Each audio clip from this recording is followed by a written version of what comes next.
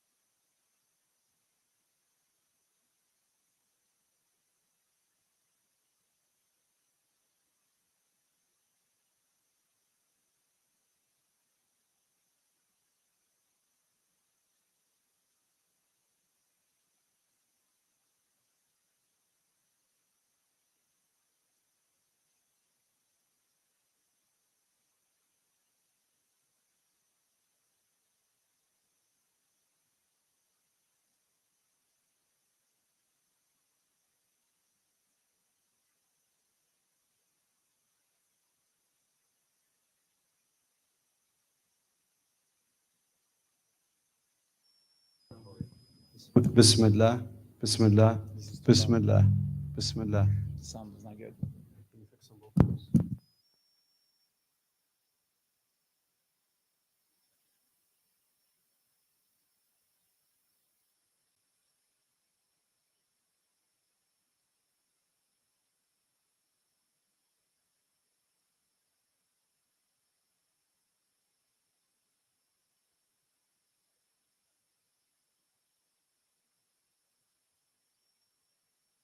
Your battery is not good here.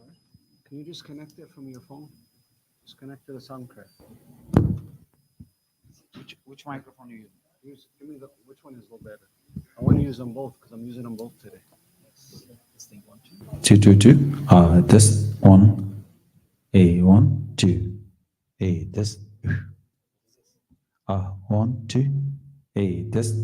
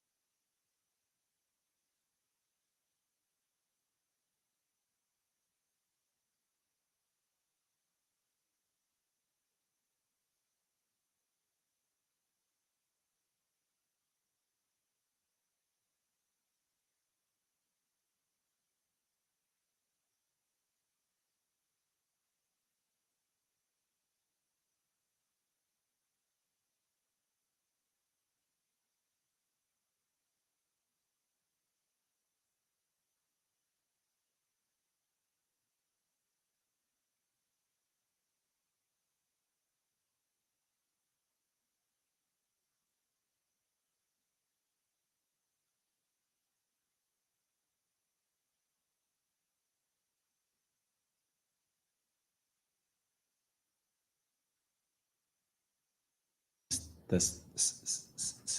Test. 1, 2. The speaker is not working too.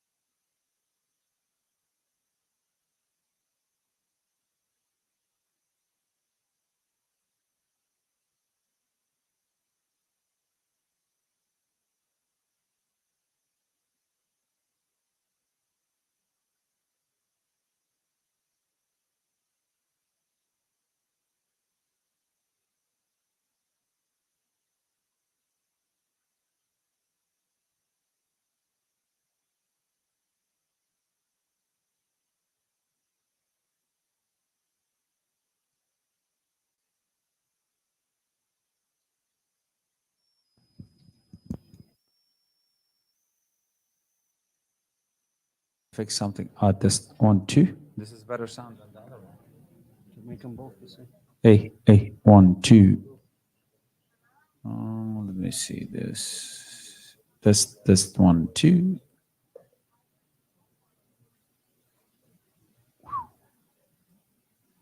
Test. 1, 2. Sir. 1, 2. Testing. Test. 1, 2.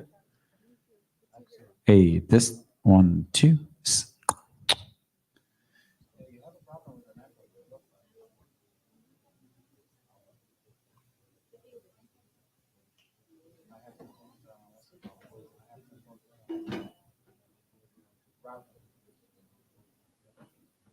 You will never have this problem.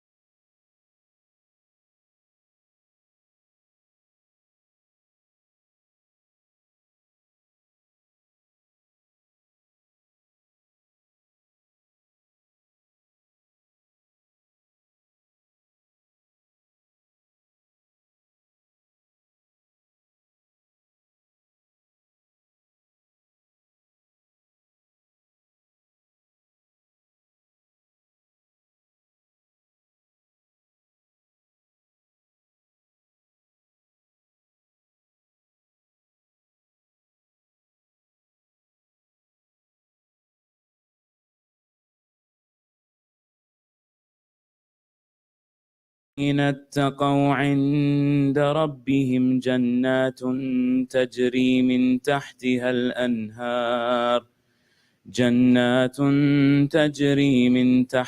الأنهار خالدين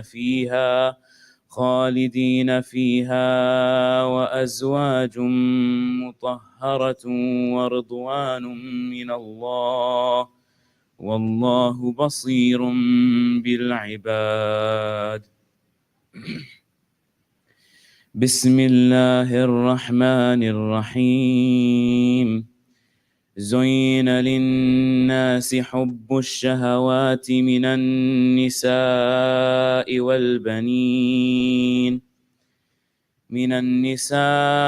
والبنين والقناطير المقنطرة من الذهب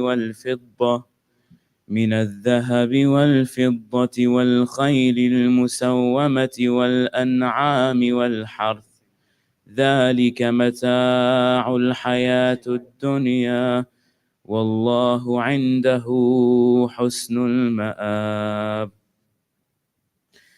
قل أنبئكم بخير من ذلكم للذين اتقوا عند ربهم جنات تجري من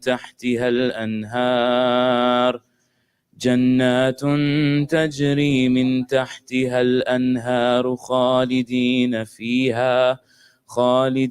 فيها وأزواج مطهرة ورضوان من الله والله بصير بالعباد. بسم الله الرحمن الرحيم. زين للناس حب الشهوات من النساء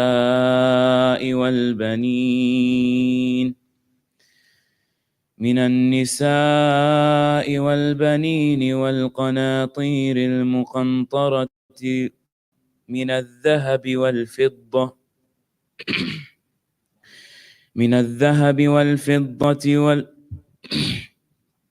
الذهب والفضة والخيل المسومة والأنعام والحرث ذلك متاع الحياة الدنيا والله عنده حسن المآب.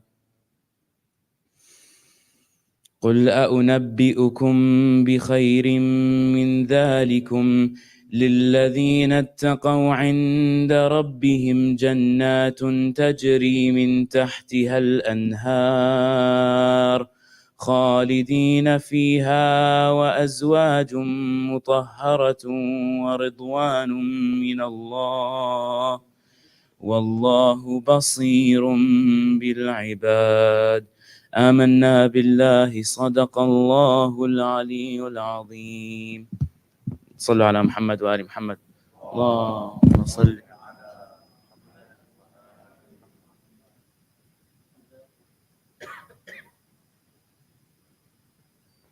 Bismillah ar-Rahman ar-Rahim. In the name of God, the Beneficent, the Merciful. The enjoyment of worldly desires, women, children, treasures of gold and silver, fine horses, cattle, and fertile land, has been made appealing to people. There are the pleasures of this worldly life, but with Allah is the finest destination.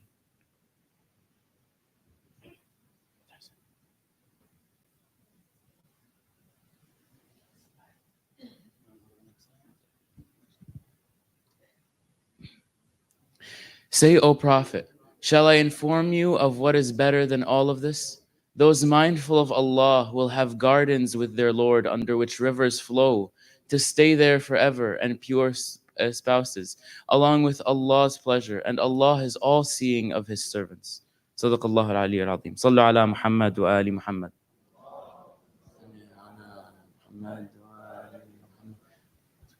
Okay. صلى على محمد وآل محمد. اللهم صل على محمد وآله. أعوذ بالله من الشيطان الرجيم. بسم الله الرحمن الرحيم. Assalamu alaikum, sisters and brothers. This is my third week with you, and I just have to say what I've experienced with you the last few weeks is going to blow your mind. I'll give you an example. A few weeks ago, I came and told you that When you realize Allah is carrying us, we appreciate Him more and we love Him. Allah says, if you love me, then follow the Prophet.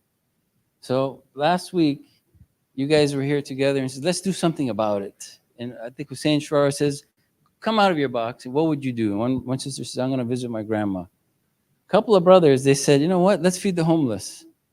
And he says, yeah, let's go feed the homeless. And we went. A group of 8 of us from here went and fed the homeless. Right down 15 minutes. It was a women's shelter of single moms with a lot of kids. And the funny thing is we brought 7 brothers and 1 sister with us. And the most fascinating thing I got out of it was amazing love you guys have, you put into practice. There's a lot of people who talk, but it's very few who live it. And people, I think, we do have to gain knowledge. This is what's beautiful about this course. Is if you have no knowledge, if you have basic information, then you're going to make mistakes. But when you add the knowledge with sincerity, this is where you begin to see Allah's blessings. Because Allah's blessings are so beautiful. Like if the world knocks you down on your knees, what are you in the perfect position to do? Pray. When you get down on your knees and you pray, and one sister from Wise, she's here, she was telling me, you know what I loved what you said? When you're on your knees, when you're with God, what does God give you? He sends a beautiful love letter through the messenger to us.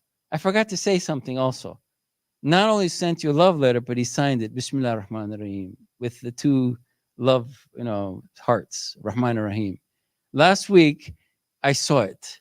There's another verse in this beautiful love letter that says, oh, you believe, oh, you do righteous deeds, Allah will, through His mercy, give you wudda. I don't know how to say love. How do you say wudda? No, just wood. Wuddu. The Arabic verse is wood. Wood. Excellent. Thank you. You're teaching me. Allah will assign love. When we went to these young children, they were touching Holu's face. Just like I said 2 weeks ago when we went to downtown Detroit. Yeah. Did you get the voice too? Okay. These little children were touching our face. You know why? Because there's no men in their lives. That killed me. I said, the fathers are going through so much stress that they can't even handle the stress, then they abandon their family. And I'm telling you, it's killing them. Because if you go down the block, I saw 2 guys in a car, one drinking and the guy in the back drinking, and they were so depressed. The world has knocked them on their knees, and then they need to turn to God. They need to live that love, but they need a hand. They need us. Because thank God Allah has grabbed us and said, hold on to me. And if you hold on to me, I got your back. He's been carrying us anyway. And He's been saying, you love me, follow the Prophet. The Prophet says, you love me, follow my family. What is the verse? Kulla asalukum alayhi ajran illa al-mawaddata fil qurba. Follow my family. We follow the family, we'll be like Imam Hussein in Karbala. So there's a very, very beautiful verse I'll end with. In the same beautiful love letter that Allah says, Bismillah ar-Rahman ar-Rahim, He says that rush to goodness. I don't know, sister, can you correct my Arabic? Fastabaqul khairat. Rush to do good. Yes. Allah says, rush to goodness, then I will gather you from wherever you are on this earth and make you believers. You know what that verse is about? The 3:13. That Allah will gather the people who do good. And guess how many you have here? You probably have 313 of you gathering to do good. So brother, we'll talk about it after, but we're going to do this every Sunday now. We're not going to stop. Because once you start good, you're going to get high and then you fall and you end up never doing it again. We got to keep doing this, because if we can help change the world one person at a time, these 7 kids are just an example. If he'll show you what they were saying, but they're saying, thank you. We just want to appreciate you for your love. Can you imagine if we appreciated God for His love? We would never stop, right? Doing good. So I just want to say thank you for allowing me to be with you guys. I'm leaving, but I'll be back. And I just want to say, if anybody, heard something from me that's bad, forgive me for my mistakes, because we all make mistakes. Those deadbeat dads, you call them deadbeat dads, they're not deadbeat dads. The world abandoned them. They don't have money. They don't know what to do. They abandoned their family. They're drinking. They don't know what to do. But we can help each other and carry each other out of this problem and do it in our own homes. We do it with our own parents who have problems, we do it to our own kids, our own uncles. I mean, they're killing us all over the world. And if we think that it's going to change, it's not going to change. It's going to change when we change and make it a better world. Thank you. Salawat. Allahumma salli ala Muhammad wa ali. You haven't like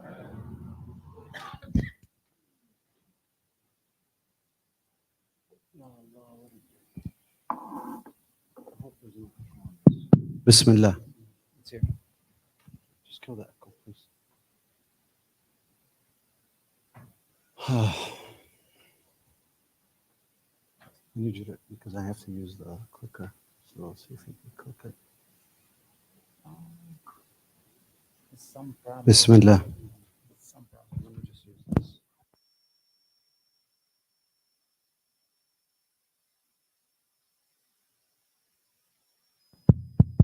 Assalamu alaikum.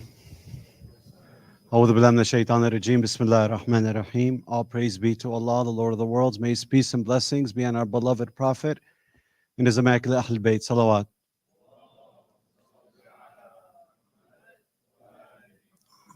Thank you for all coming in. That was the whole perspective of last week, is doing something greater than yourself and how important that is until you die. So he's going to fix this. So just before I begin, till we get the mic fixed, I want to share a short story that I shared with the students today. Because the students asked me, they said, what does it take to become successful if I'm a kid? One kid asked me a very specific question. What do I look at right now for me to determine if I'm going to be successful? This was a 12-year-old student at Wise. He was an 8th grader, so that's 12, 13 years old. What is a typical answer? How would you answer? What is it about you at a 13-year-old that will most likely determine your success? Huh? Okay, mindset, religion, commitment. Somebody could be committed, the right mindset, and religious, and end up a complete failure if this one common component isn't there. Intention could be there, but if this isn't there, he could fall apart. Discipline could be there. Usually, because of this one thing, you don't have any of these. Usually, you don't have micro habits when you don't have this thing. Who fills up the jails? So let's find out what it isn't. Who fills up the jails?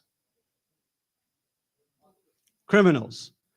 What do most common 80% to 90% of these types of people that end up in jail don't have this? Well, they don't pay attention because of this. Father. We wrote letters. I was going to share one of the letters. I forgot to bring it, that the students shared to their parents. Because I asked the students, what if your father wasn't there to correct you when you made a mistake? Do you think your mom would be able to?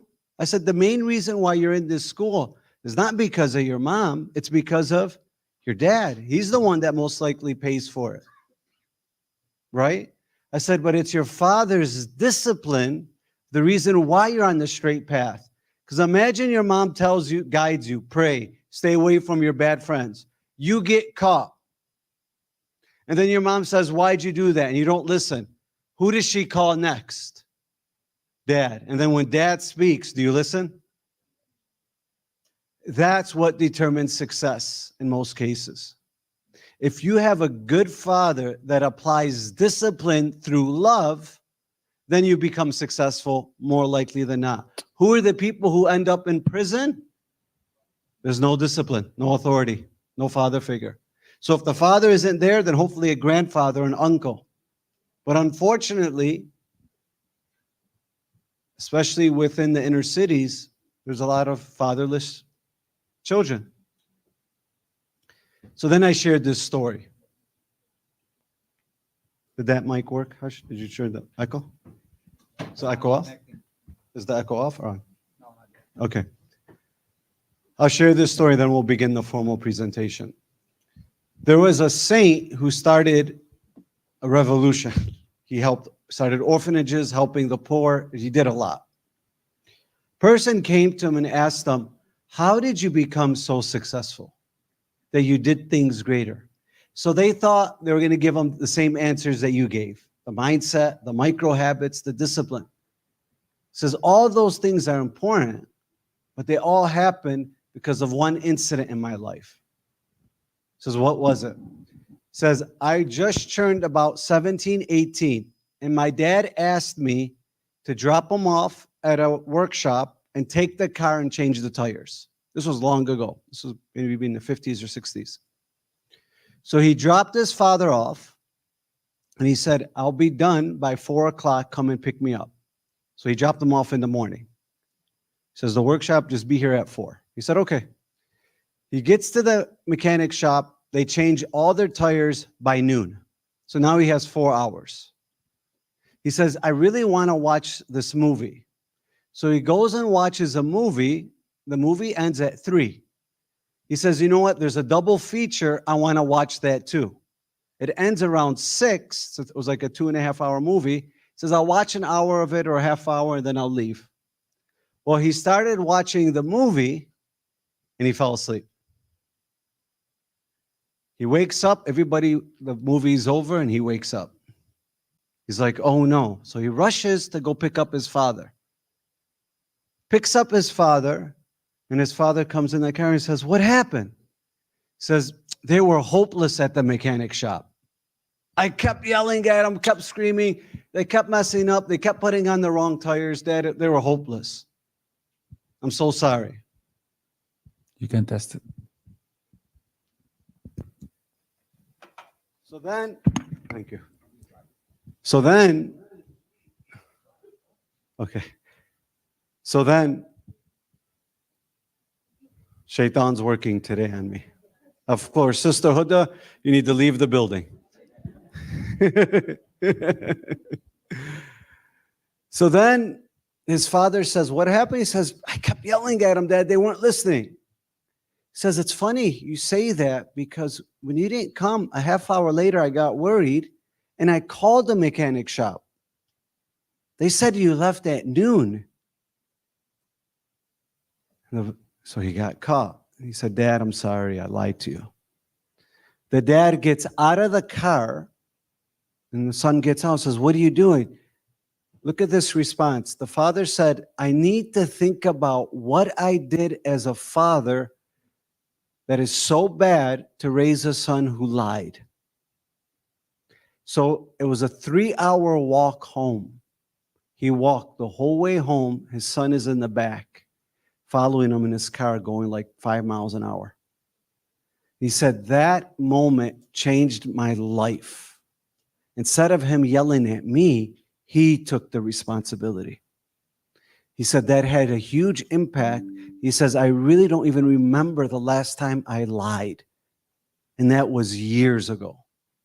So think about us. Your kid does something. What happened? You got an E. What happened? He bullied somebody. What happened? He told a fib. How do we typically respond as parents? Do you guys respond with love and compassion and take responsibility, or do you blame them? How? We blame them. But aren't they just a reflection of you? So who should you blame? Yourself. Do we typically do that? No. Apply that if you're not married. Think about when you are. If you are married, think about how can you apply that principle now to your own kids. Go ahead, have that conversation. Thank you. I just got to get to the PowerPoint. I have to tell you something. Yeah. Your network is terrible. Anything else? Just come.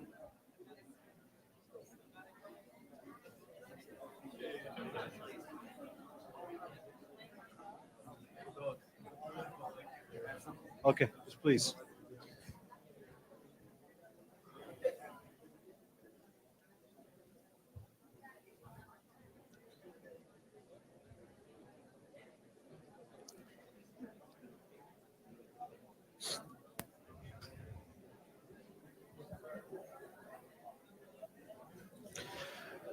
Okay.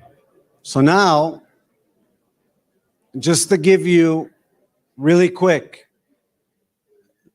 again, we don't share our Western ideologies within our Islamic faith.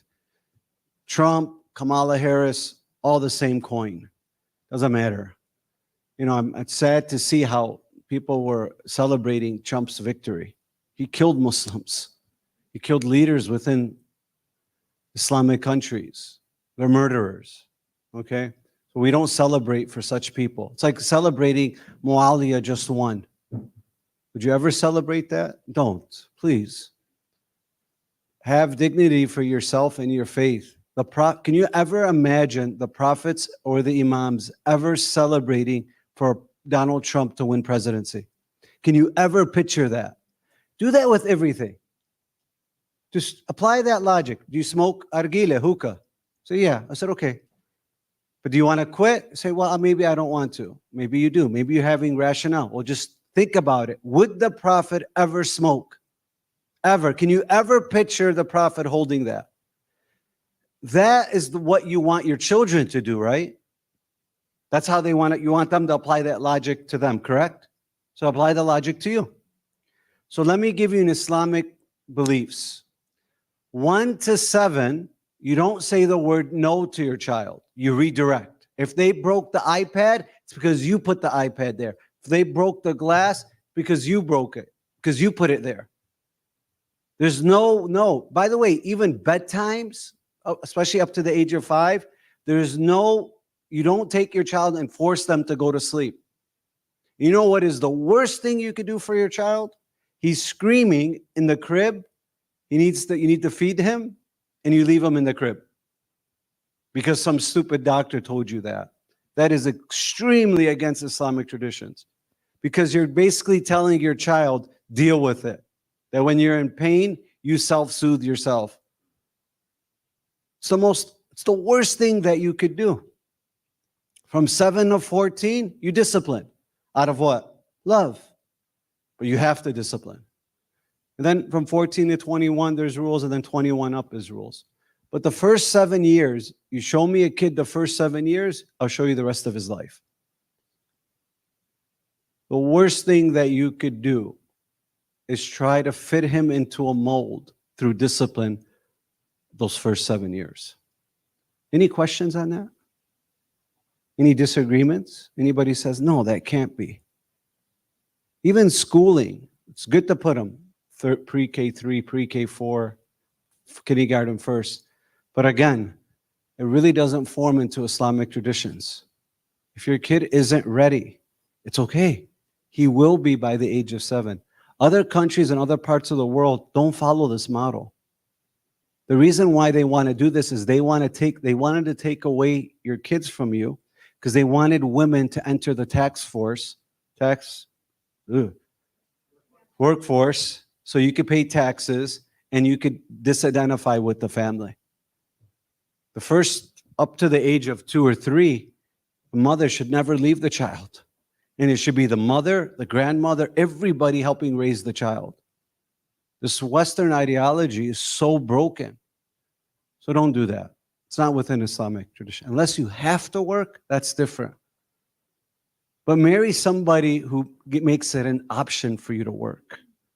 Don't marry somebody that has bad habits and now you have to work to support the family. Right? Yes, Sister Huda.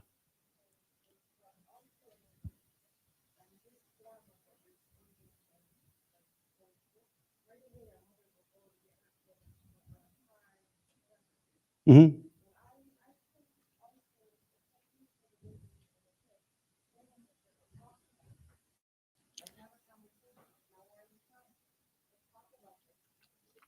Yeah, but you don't say that to your 6-month-old, right?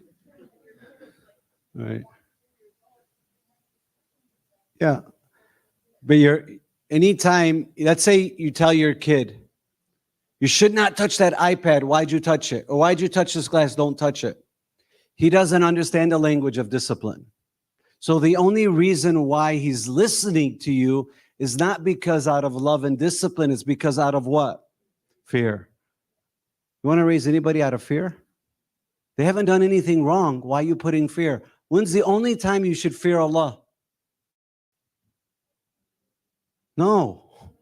What do you mean? Can you go to your father, say, Dad, I'm so scared of you? Would you want that? How would your dad feel? Dad, I'm so scared to make mistakes in front of you. I'm so scared. Would you want that from your father? No. Your father would be like, what am I, a beast? That's how we look at Allah. When's the only time? Where's Hajj Muhammad? Hajj Muhammad, when's the only time we should fear Allah? When you make a mistake. When you're about to make a mistake. Then you want to fear Allah. So wait, this takes me away from God. I'm about to text somebody I shouldn't or watch something. If my parents catch me, they'll be heartbroken. I should be scared of breaking their heart. Where is the compassion, the love? You guys have been trained. Islam is about heaven or hell. And God's going to throw you in hell. He's going to hang you upside down. Right? Imagine telling a sister who doesn't wear hijab, God's going to hang you by your hair if you don't wear hijab. So I don't want to worship such a God. Why would he create me then? Do you realize how hard it is for you to go to hell? It is so difficult. You'd have to every day, Netanyahu lost consciousness. He's going to hell. Because when he kills a Palestinian, he doesn't feel bad. He lost his inner self, his true self. That's why when you train kids from the beginning, if they start doing bad and getting away with it and there's no discipline by the father, it hardens their heart when they get older. But when you do something bad, what is the emotion followed by it? Guilt. And what does that guilt do? That's an instant judgment from Allah into your heart. Oh, I feel guilty. It's instant. It's not something later. What happens to people is if you stop acting on that guilt and say, I don't want to feel this next time, your heart becomes hard. When he killed the first Palestinian, he felt guilty. When he killed the first innocent person, he felt guilty. But after 100 times of killing people, do you feel guilty? No. That's when you should be scared of Allah. But you're not, because you don't feel guilt. So the only time you should really wake up and say, this week I did a lot of bad things and I didn't feel bad. What is wrong with me? I betrayed my wife. I cheated my job. If you're like that, good luck. Allah says we increase their misguidance and we give them more and more and more. And that's what he did to Bani Israel. He gave them so much. He increased their disbelief. He gives you more. That's what he gave Netanyahu. So Netanyahu keeps burying himself and deeper into hell. Good luck. We don't follow people like that. Donald Trump, do you think he feels bad if he kills a Muslim? Do you think he feels bad? You know, every place that he went to in the last 10 campaign sites, he owes money to? Do you know he hasn't paid the bill to these cities? And I'm confused how Muslims are standing by him, giving him his allegiance. Brothers and sisters, can you ever imagine the Prophet of God giving allegiance to Abu Lahab, to Muawiyah? Ever? Can you ever say, vote for him? Tell me, how are these people any different? They know more than anybody that they've killed innocent people. But we're giving them our allegiance. Be careful. Because you know what Allah says? He raises you with your leaders. If you want to be raised with him, go ahead. If anybody doubts me, read a book called Lucky Loser. And you realize what kind of people these are. Okay. Sallu ala Muhammad wa ala Muhammad. So now we're going to talk about, this whole lecture is to talk about how do we make sure we don't end up wretched. So blank is a complicated process that affects a person's mind, emotions, body, brain, social life, and even their spiritual side. It can show up in any activity that gives someone temporary relief or pleasure. Because it feels good in the short term, the person starts craving it. However, over time, this behavior leads harm, either for themselves or for others. Despite this harm, the person cannot or will not give it up. I'm giving you 5 seconds. Share what you think it is with the person next to you. Go. 5.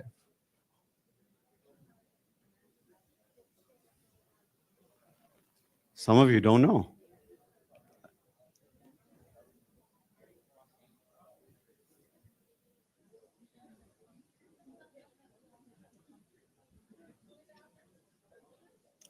Okay, who would like to guess?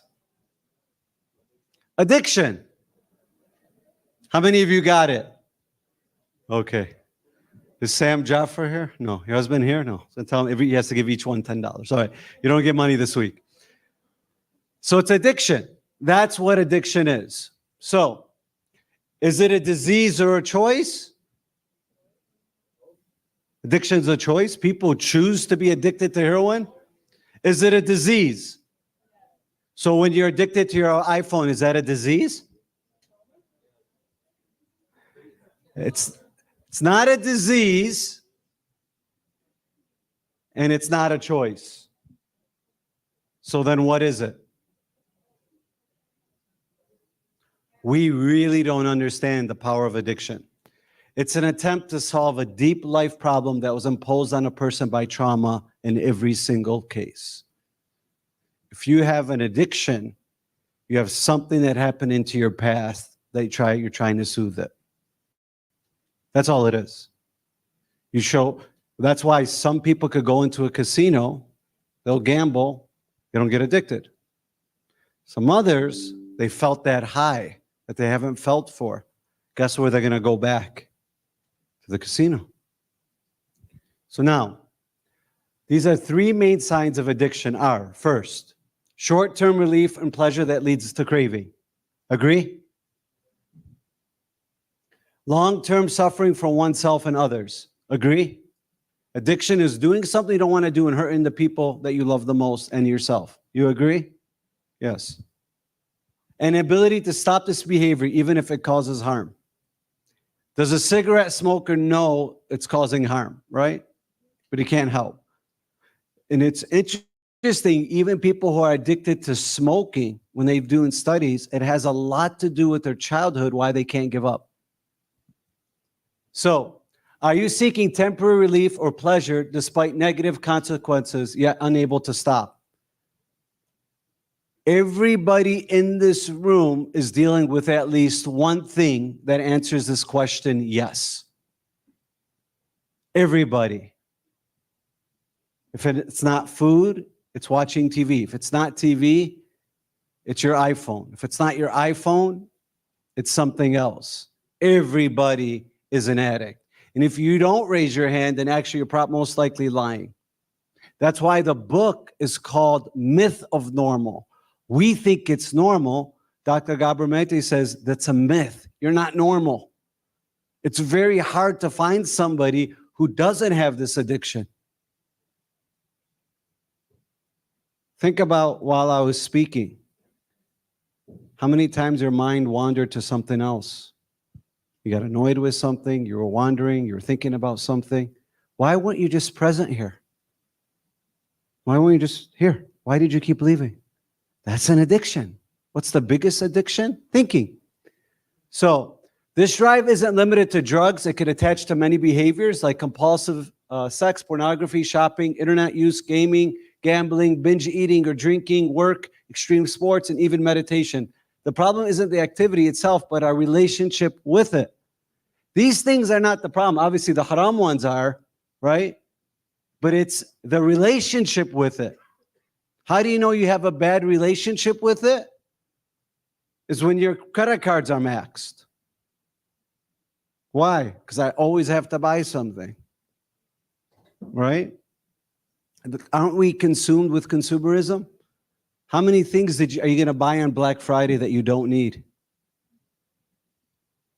Majority of what people buy on Black Friday, they don't need it. Are you still using the things you bought last Black Friday? 70% of you would say no. Think about it.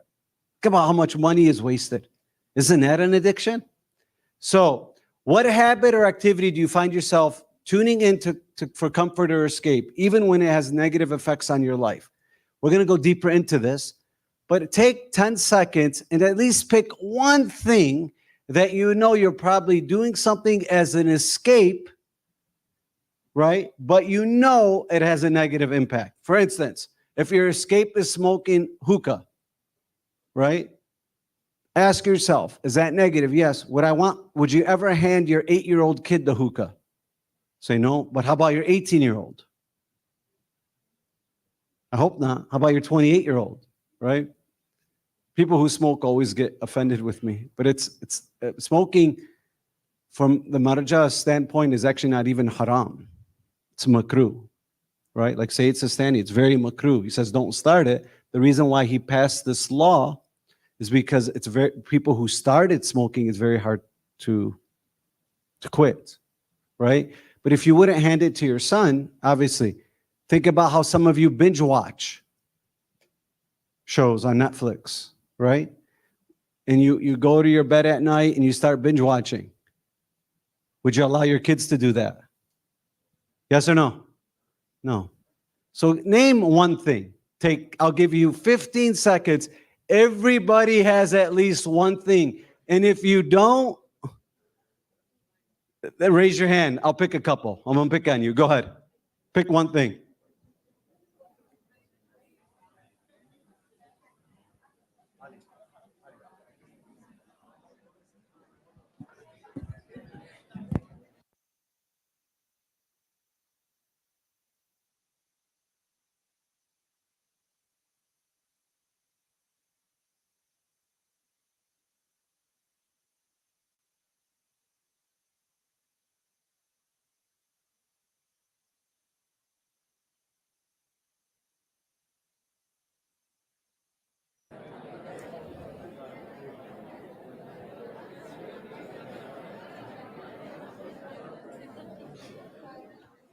Okay.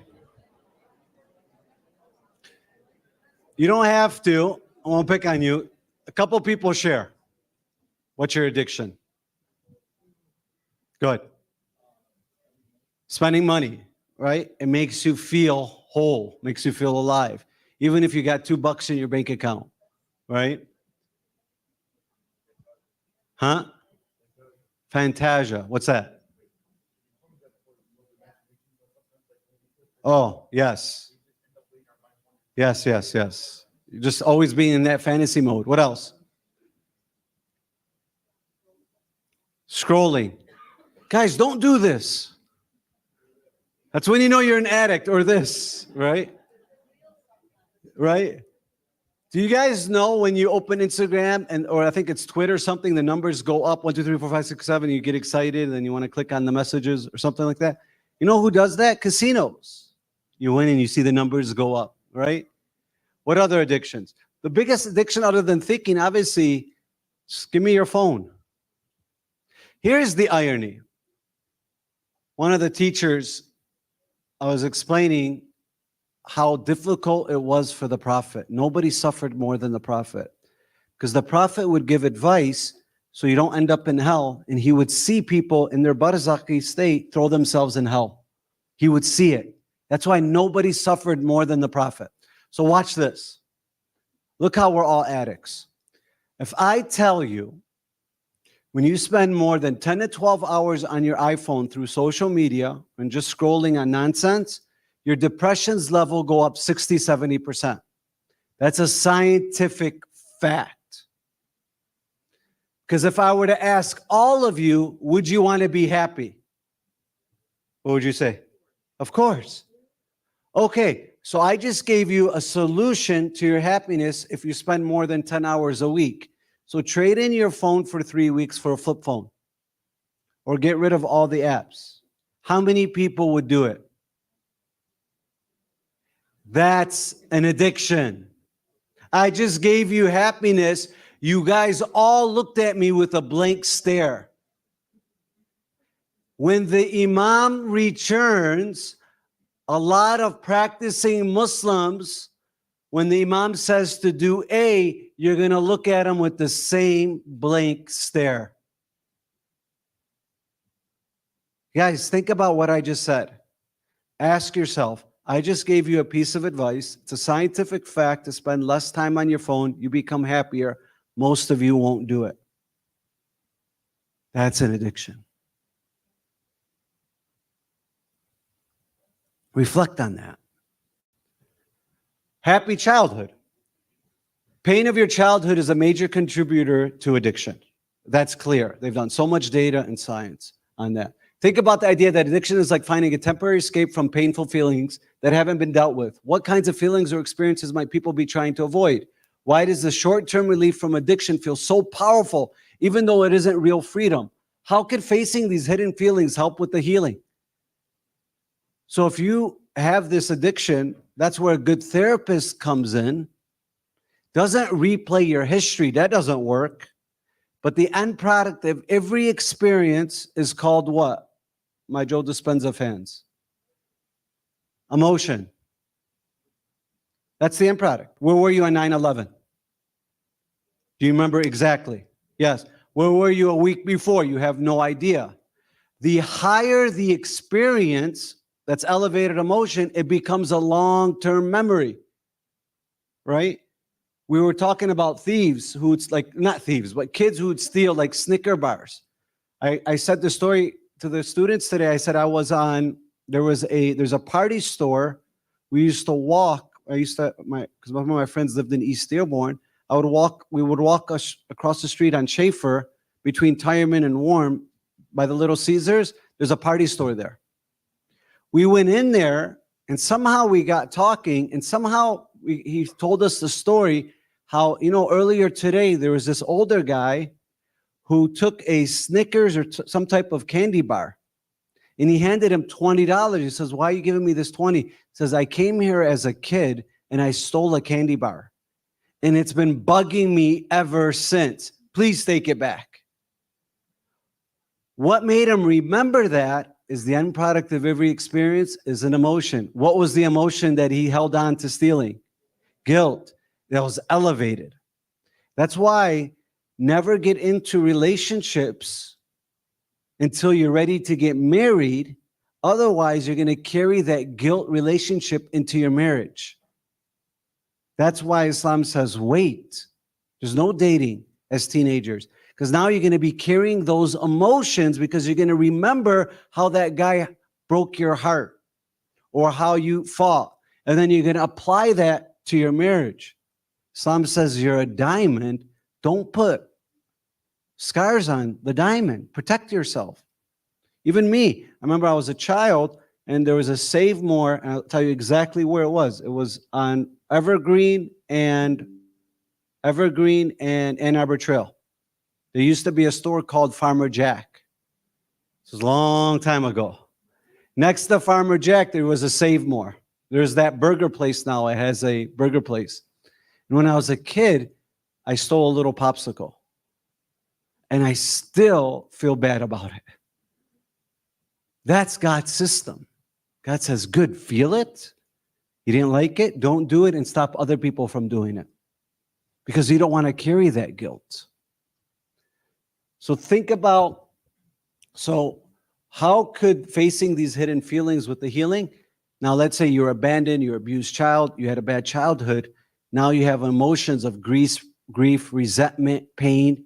Now, to overcome your current addiction, you got to go back to your past and give it a different emotion. Instead of feeling resentment, you could feel compassion or forgiveness for the person who hurt you or abandoned you because they couldn't give you something they didn't have. Now imagine me talking like that to somebody who's been child molested as a child by their own father. And I'm saying, okay, can you let it go? Because it's no longer allowing your body and it's allowing these addictions to come. Right? Prostitutes. Most prostitutes, majority, have one thing in common. Sexual abuse from a childhood. Right? And if you don't get therapy of overcoming that, you're going to carry it through the mere manifestation of an addiction. And it could be work, it could be gaming, it could be anything, gambling, and so on. So adversity is divided into three main types. So these are the three types of adversities that people deal with. Abuse, psychological, physical, or sexual, that could lead into an addiction. That's one. Physical or emotional, through neglect. Your father never allowed you to express yourself. You were neglected. Your mom neglected you. She never really cared for you. Right? You were just basically a slave at the house. Or a household dysfunction like alcohol or drug use at home, divorce, loss of parents. A huge one is this. The two people that you love the most destroys. I've seen it at the school. One year the kids are good, the next year kids are a disaster. You find out husband cheated and so on. And you guys could challenge me. Because I see what it does to the children. And I'm like, that's why it's the last thing that you want to do in Islam is get a divorce. So what advice would you give a woman who has 3 kids who are dependent? The father is the provider, but she finds out he has a girlfriend. So you'd say, leave him, right? And consider he's not going to leave her. And he's not going to what? Change. What do? It's easy for you from the outside to say divorce. But what if the impact of the 3 kids? So Islamically, you have 2 options. The worst thing that you could do is be married to somebody who you think is going to change, and you go and chase the woman, make her go, you go threaten her, make the world about. That's the worst thing you could do. They're just going to make him better at hiding it. So there's 2 things you do. One, if your husband is a cheater, and you know that, and you've even known, and haram, what these women tell me. She's like, I put a tracker. What do you think he does in her apartment? And you feel so bad because she's like giving hope. Maybe they're not doing anything. Maybe they're just having a cup of coffee, right? Haram. They're so broken. And so you would tell them you have 2 options. Is there anything I could do to change him? I said, no. 2 options. You go to the sheikh. First thing you do is you put some fear. But when you do that, most likely ends up in divorce. The other option is you accept it.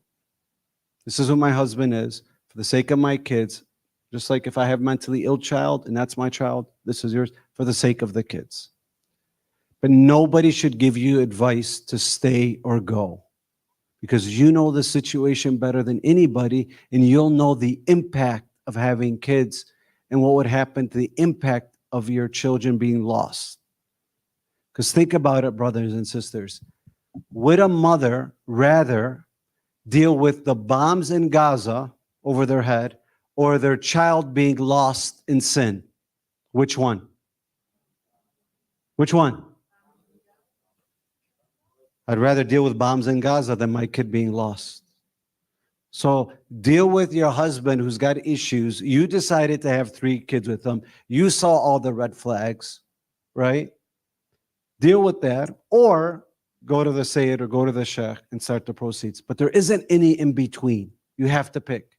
The worst thing women do is they hang on with the hope they're going to change. And it's very difficult. Yes, Sister Bear. The roles were reversed and the wife cheated. Same thing. Yeah. So a man is now with the wife, right? But now it goes on a different foundation. Because technically, assume they're both doing haram, that's different. Let's assume they're both doing haram, right? They're both cheating in a haram way. There's adultery happening. So both a big sin in the law. Again, the husband tells the wife, but he sees his children, he sees the disaster it would cause by splitting, and he does the same thing. He scares her, he speaks to her, and so on. But you're right. A man typically, but that's why majority of people who cheat are men or women. Men, right? When a woman does it, it's hard, right? Both situations end up 90% in divorce. But when women, different than men, because men remarry, I'm just telling you the data. 8 years later, they asked the man, you got divorced, your wife cheated. Yeah, I'm remarried. I'm so happy. 8 years later, they asked the woman who was 35 and now she's 43, what do you think? She's like, kind of wish I would have just tried harder. I'm just telling you, this is how women respond compared to men. Is it fair? No. Right? Society looks at women when they get older much different than men. Do you guys agree? You're not going to see some 50-year-old woman try to sell a sports car. Just the way society is. Before I move on, I don't want to turn anybody off. Anybody misunderstand or have a complaint, anything? Because sometimes when you speak about these things, somebody gets really annoyed. I apologize if I did. I'm just telling you from my experience, doing this since 2007, just try your best to make it work. But the thing that will make you go crazy is when you try to change the person. He needs to change for Allah. Yes. Mm-hmm. Yeah, she has to. So the foundation has to go back to Tawheed. That's what I tell them, right? You give them the tools. Now you're going to find your relationship not with this man anymore, but with Allah. And that's where you got to fill that void. And if she can't do that, then obviously she should get a divorce because it'll take her away from Allah because mentally she'll become screwed up. So obviously I'm giving her this advice, but it's followed by, okay, now you're going to fall in love with Allah. The same energy that you put into this man, you're going to do with Allah. When Allah soothes you, you don't need anybody else. And who's a famous personality? She's one of the four best women in Islam that did that. No? Asya. Who is she married to? Pharaoh. He killed her, but she's in the highest of paradise. This advice, it's not broad stroke. That's why you need a counselor to lay out both paths. I never really give anybody advice. I just give them options. I say, if you do A, B most likely is going to happen. If you do C, D is most likely going to happen. So choose, right? And the data is there. That's the cool thing about now. We have so much data to show how do people feel 10 years later, 20 years later. Okay. Childhood trauma increases the risk of adult addiction, mental health issues, and health problems. You notice how important it is to get married. So how do we stop that from happening? Find the red flags. How do you find? Never speak to somebody in secret. My wife is here. We were at Modern Greek. And this was years ago. And I looked at this lady. I was like, man, honey, she's really been heartbroken. My wife looks at her. She's like 19. How do you know she's been heartbroken? She was so nice and kind. I said, no, she went through heartbreak. My wife's like, not everywhere we go. Please don't start a conversation with her. Can't connect with everybody. Just leave them alone. It was bugging me. She came back. I said, can I have you a question? She goes, yeah. So look, my background's in behavioral science. Have you gone through really, really bad breakup recently? She's like, yeah. And then she started to cry. And I was like, do you know why this happened to you? She said, why? She said, you didn't tell your father. And this man abused you because he knew you didn't have a man behind him to slap him if he ever hurt you. Don't you want your daughters to tell you if they're speaking to another man so they could come to you if he ever dares to abuse her? That's why when your kids are doing secrets behind you, it's a big flag. You need to fix something about yourself as parents. So I gave her advice. We sat with her for 20 minutes. I said, my advice to you is go and tell your father everything. Give him a chance. We went to Modern Greek a month later. She tried to give me a hug. I was with my wife. I was like, no hugs. Said, I did exactly what you said. And it built the best relationship with my father. And it healed me from this junk. Because my father reminded me what a man is. So what is the message? Sisters, never, ever get into a secret relationship with anybody. You're not a secret. You get manipulated. Then you get hurt, and then you get abused. You tell your parents. You show them messages. Any type of indecency, big red flag. Because wallahi, he's willing to go behind your parents and his parents' back. Wallahi, when you get married to him and have kids, he's going to go behind your back unless he had some type of relationship of going, like he went to Hajj, something spiritual happened to him. You cannot risk it. Why? You marry somebody bad, look what happens to your kids. Addiction, mental health issue, health problems. Leading cause of cancer and disease is from your childhood. You have a screwed up childhood that you haven't healed, you will not reach your expected death date. You're going to reach a forced death date, 100%. This is the way we should be speaking. The most disgusting thing is what's happening in Fortson, Crestwood, and high school. And Fortson, Crestwood, Dearborn High. This is promoted.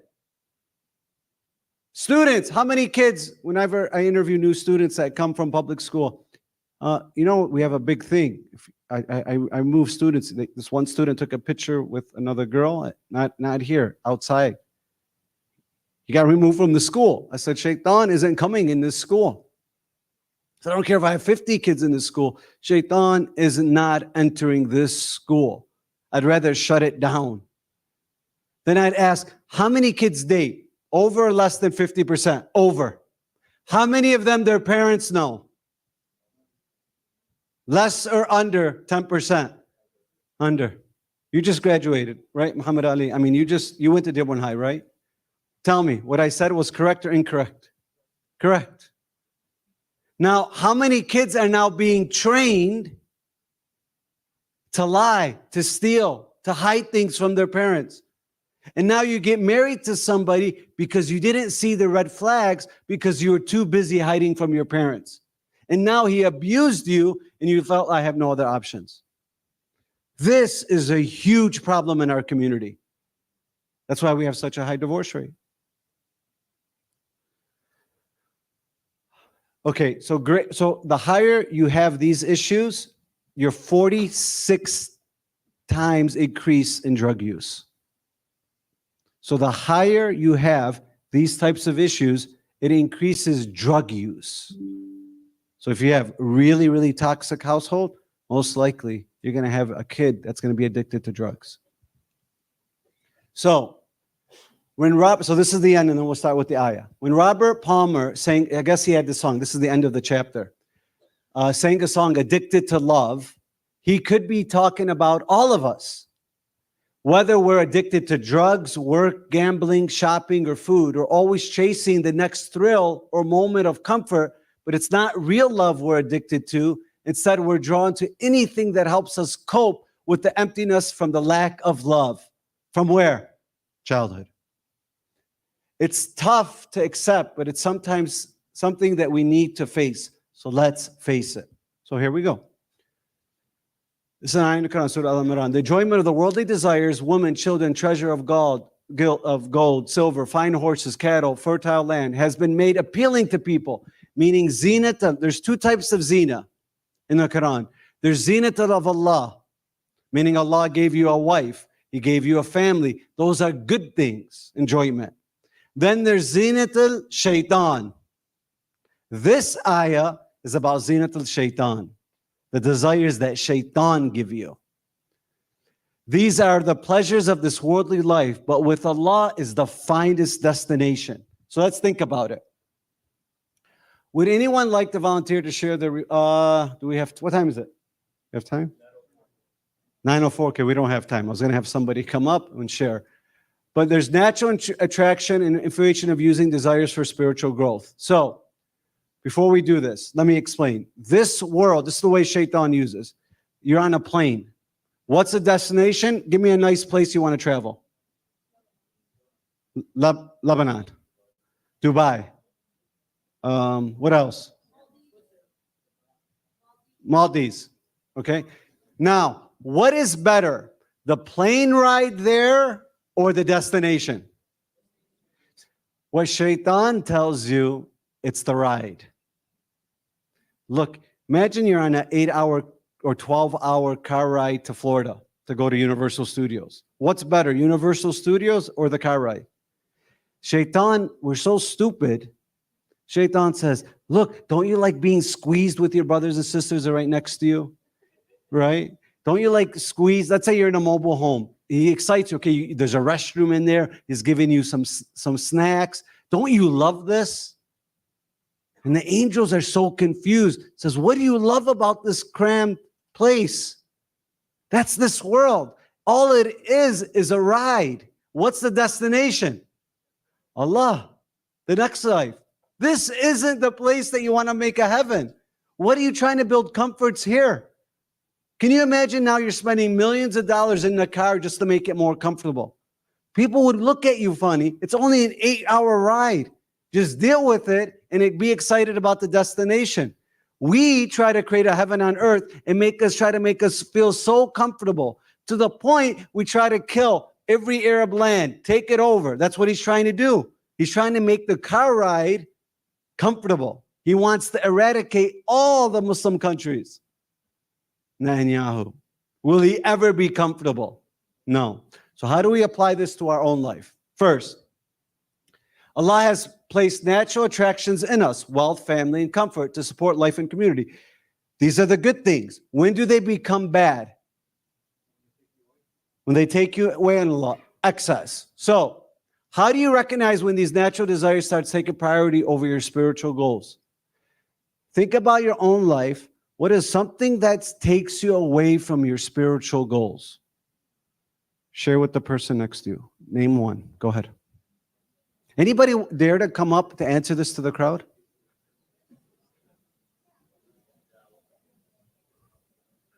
Okay, because of time, you want to do it? Okay, come on.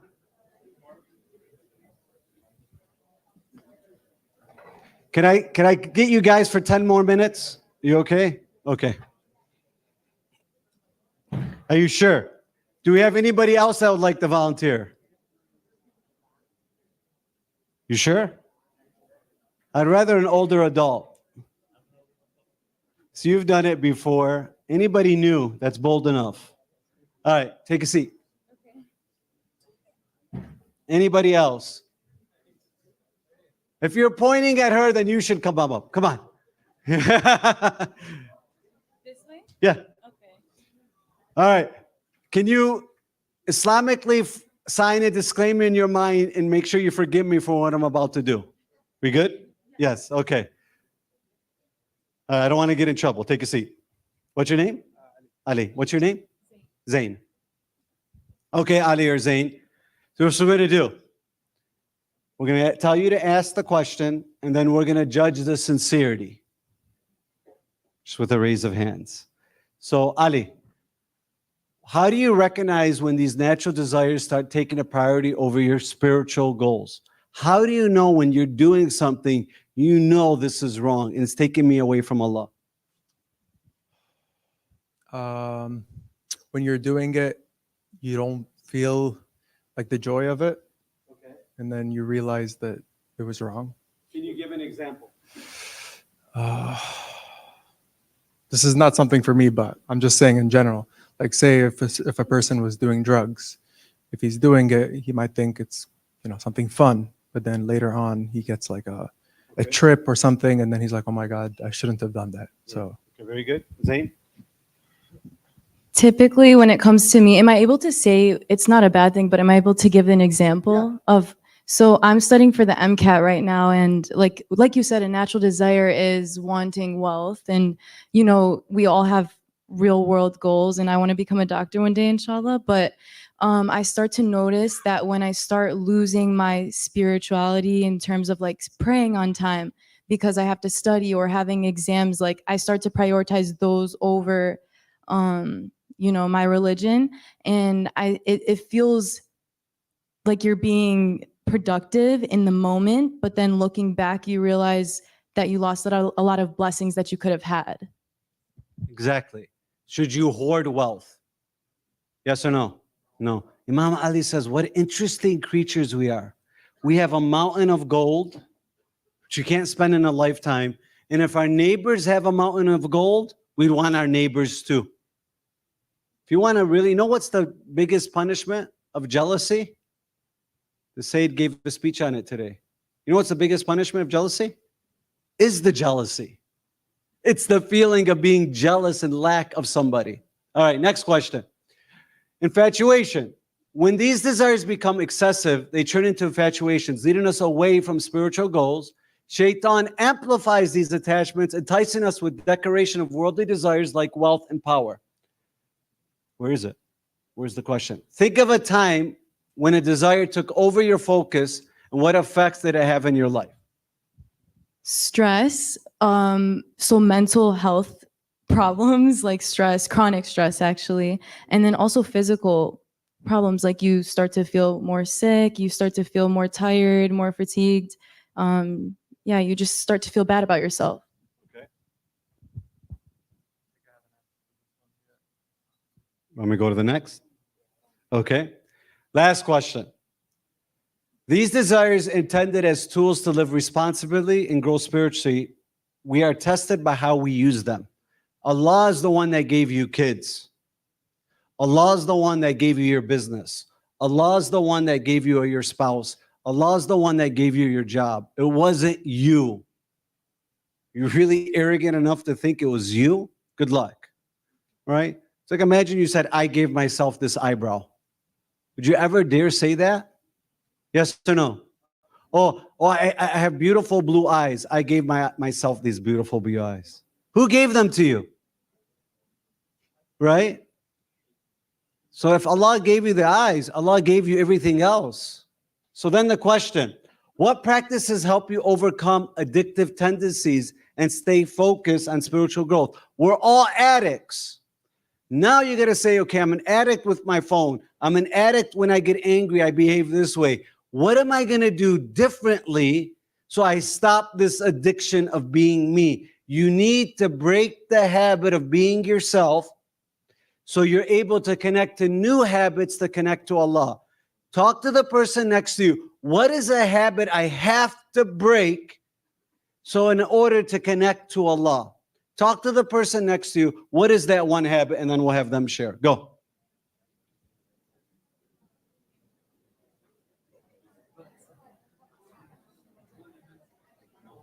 Oh, I'm sorry.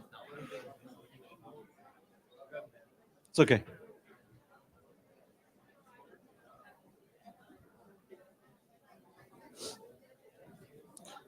Okay. We'll have Ali share.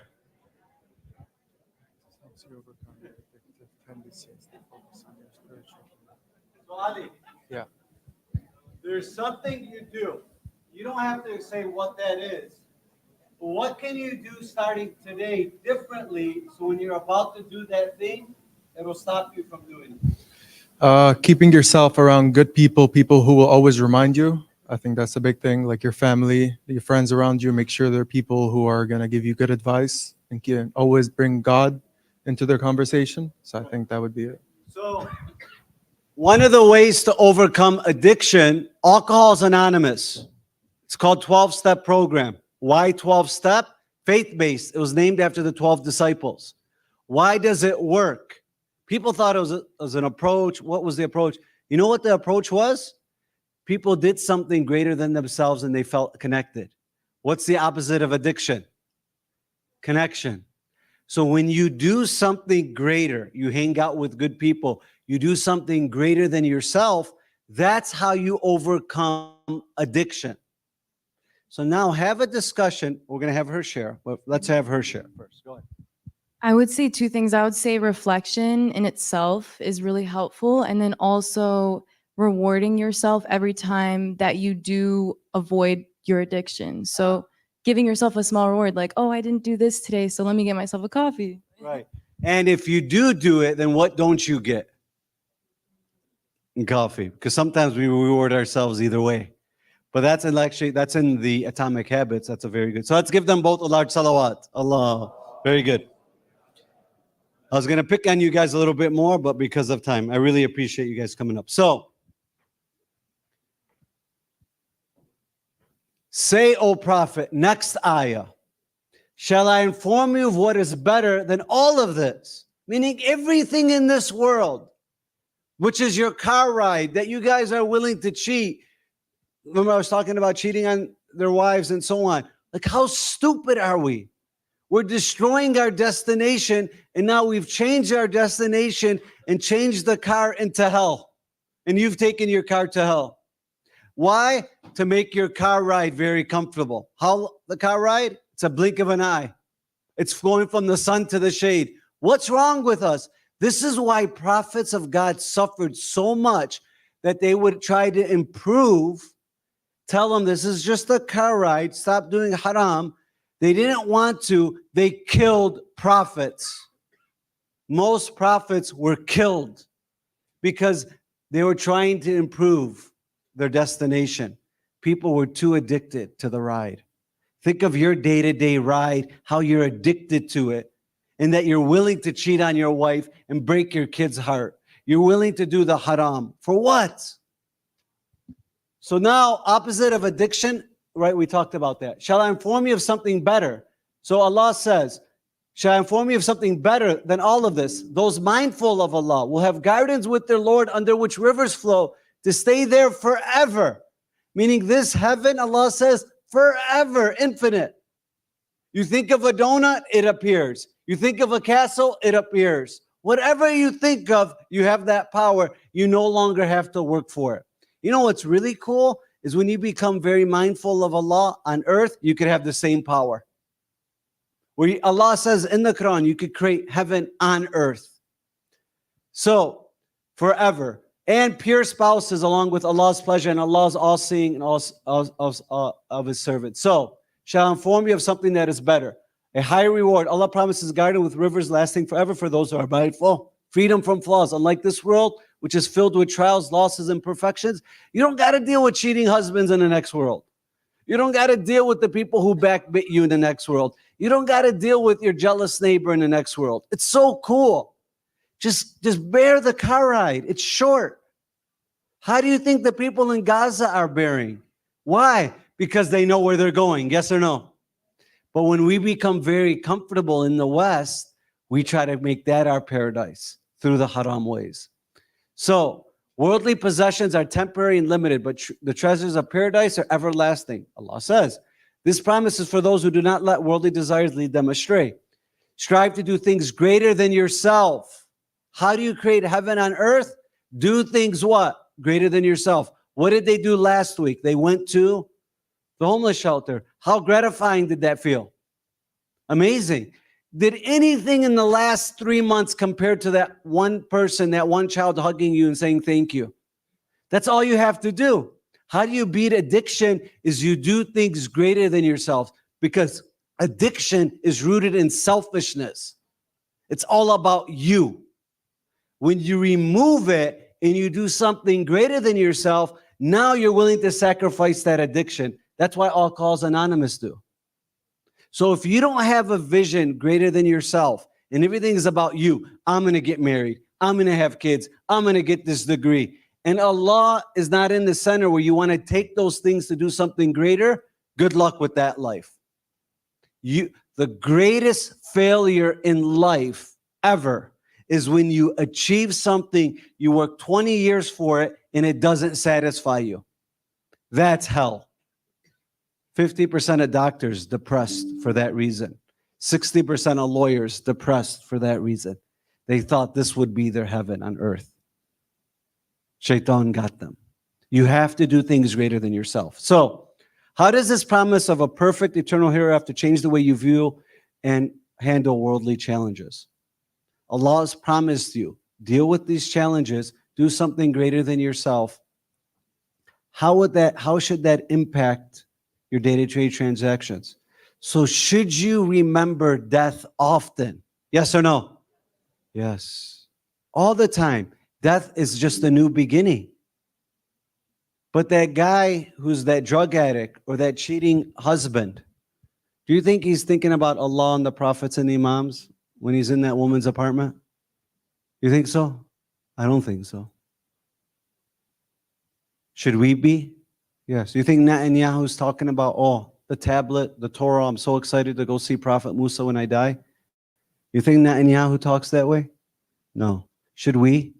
That's why I keep reminding you, use Donald Trump, use Kamala Harris, use Netanyahu of what not to be. Don't celebrate them. Celebrate your prophets. Celebrate their birthdays. So, to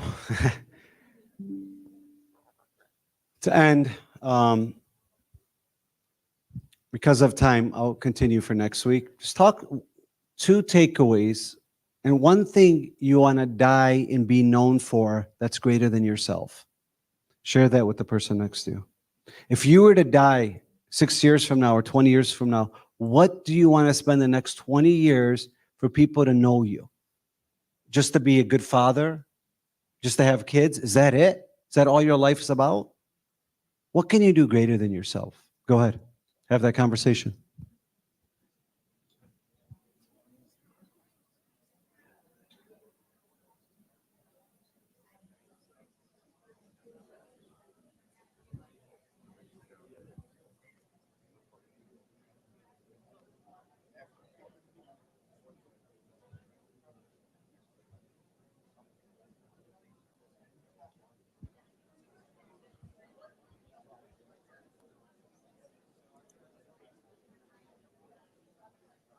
Oh, yeah.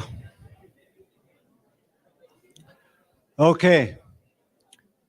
My daughter started an eBay business to sell slime. So yes, I'm putting pressure on you. Make sure she's all sold out when you guys leave. So you could buy, it's pretty cool. She's the best. She's been doing slime for probably 5 years. She's amazing at it. So she created a slime kit. Please buy it, see how it goes, and give us some feedback next week. She also has it on eBay too. So she started an eBay business. So she's outside. That's one. She has the Zelle link. I keep saying Zelle. See, Zelle.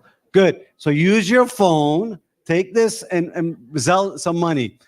The other thing is we still have families. So instead of, it's really good to give, like my cousins, some of my first cousins are affiliated with the people helping in Lebanon.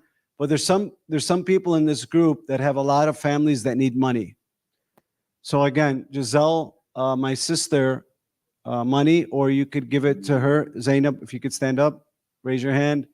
So that money goes directly to people. Some people need some help with hospitals, doctors. They can't see doctors until they pay them. Simple day-to-day things like toiletries and so on. So that money is going directly, like within the next 3 days, the money will be there in their hands and serving them. So whatever money, last time we raised money and went directly to them, so we're looking to raise. Last thing, if you want to join the WhatsApp group, you could. You could also use this link to donate to Lebanon. So anybody who donates today, I'll also give that for Lebanon as well. Thank you, everybody.